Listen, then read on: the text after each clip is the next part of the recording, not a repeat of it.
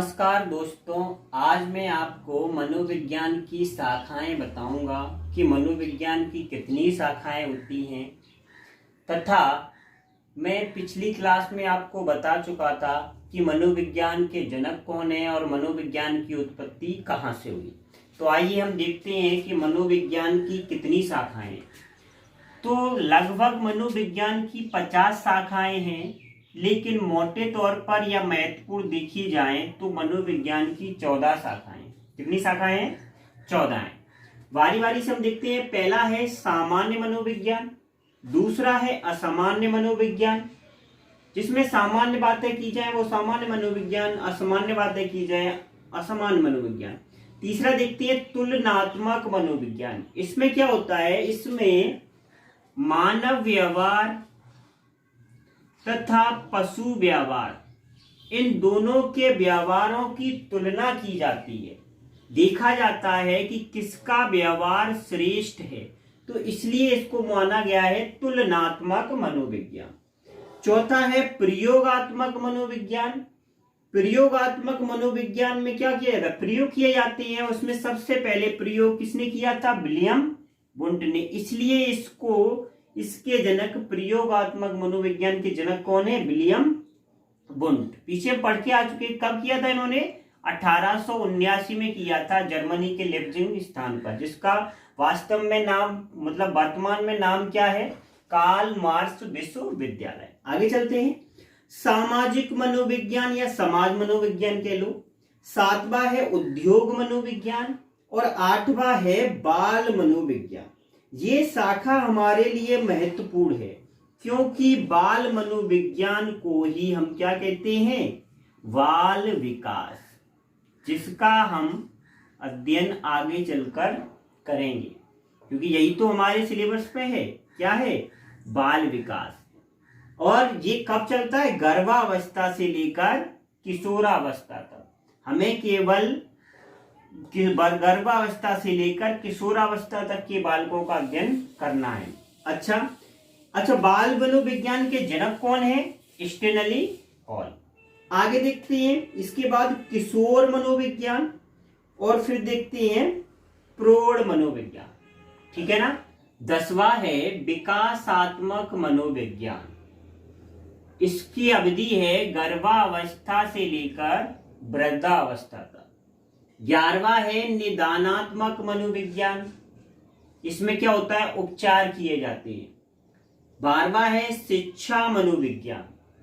शिक्षा मनोविज्ञान, इसमें आगे लिखा है कि प्रथम शैक्षिक मनोवैज्ञानिक किसको माना गया है?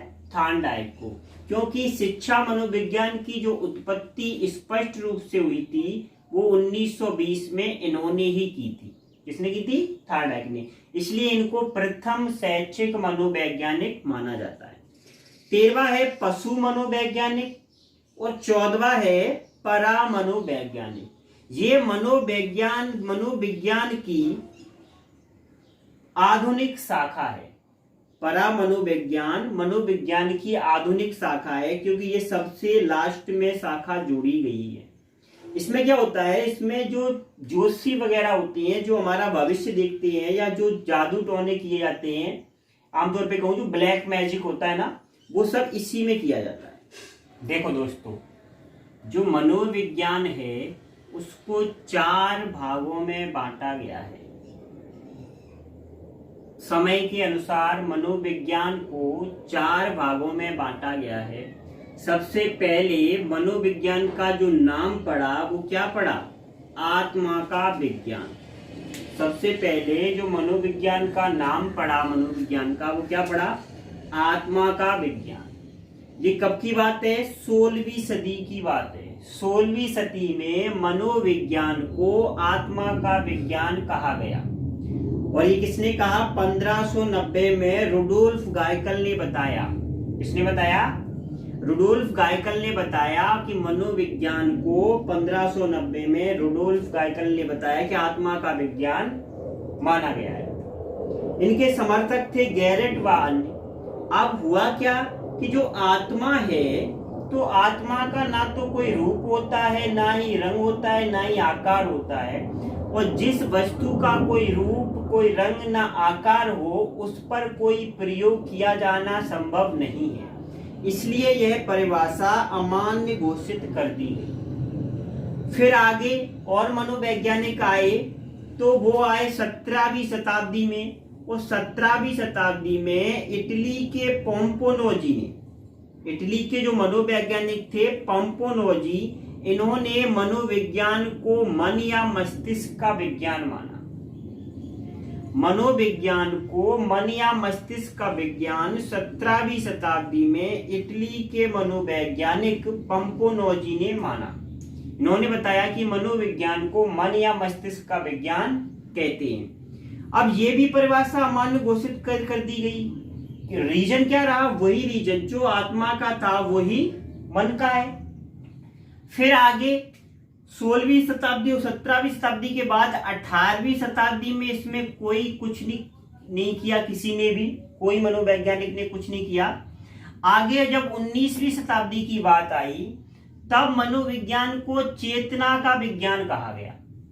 क्या कहा गया? 19वीं शताब्दी में मनोविज्ञान को चेतना का विज्ञान कहा गया। और ये सबसे पहले किसने कहा? विलियम वुंट ने। उनके समर्थक थे विलियम जेम्स और जेम्स सैली। इन्होंने बताया कि जो मन है हमारा, मन की 3 स्थितियां होती हैं। कितनी होती हैं? 3। एक चेतन मन, एक अचेतन मन और एक अर्धचेतन मन। चेतन मन होता है जो हमारा मस्तिष्क होता है, वो 100% होता है। भाई हर चीज 100% होती है, तो उसमें से जो चेतन मस्तिष्क या मन होता है वो 10% काम करता है। और अचेतन कितना होता है? 90%। इसका मतलब ये है कि हमें चीजें 10% ही याद रहती हैं और 90% हमारी मेमोरी में रहती हैं। और जो अर्धचेतन है वो चेतन अचेतन के बीच की स्थिति होती है। क्लियर? 10% चेतन होता है मन की स्थिति मस्तिष्क की, और 90% अचेतन होता है। फिर आगे देखते हैं कि मनोविज्ञान को 20वीं शताब्दी में व्यवहार का विज्ञान माना गया। हाँ, ये चेतना वर्ड है ना, ये चेतना का विज्ञान, इसको भी अमान्य घोषित कर दिया गया इसी की तरह। फिर आगे 20वीं शताब्दी में जॉन विडियर बार्सन ने कहा कि मनोविज्ञान को व्यवहार का विज्ञान माना गया है, और ये आज तक प्रचलित है। वर्तमान में मनोविज्ञान को हम क्या कहेंगे? व्यवहार का विज्ञान। ये किसकी बात, कब की बात है? 20वीं शताब्दी की। किसने बताया था? जॉन विडियर बार्सन ने। इनके समर्थक हैं स्किनर हैं, क्लार्क हल हैं, पॉवलॉक हैं और वुडवर्थ हैं। तो ये सब पढ़ने के बाद कंक्लूजन क्या निकला कि मनोविज्ञान का अर्थ या मनोविज्ञान का वर्तमान में अर्थ क्या है?